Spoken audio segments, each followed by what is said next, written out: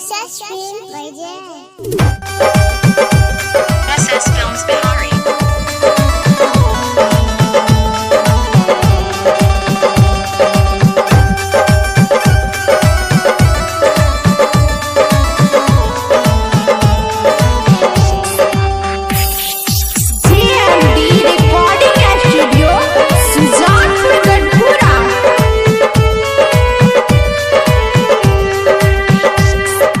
एगो दिल के टुकड़ा दूगो कैलाही जान कुल्हारी से।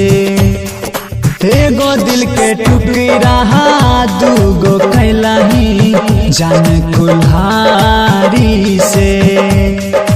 एगो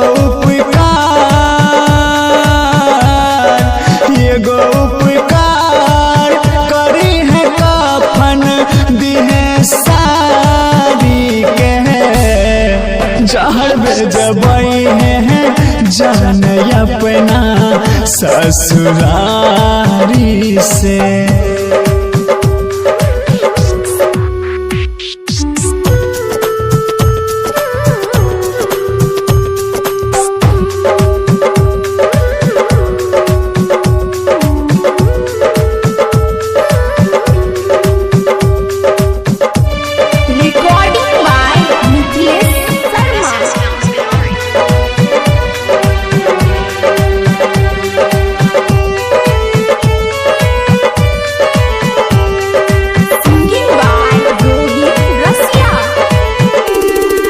अखिया से लोर बहे जैसे सावन भाद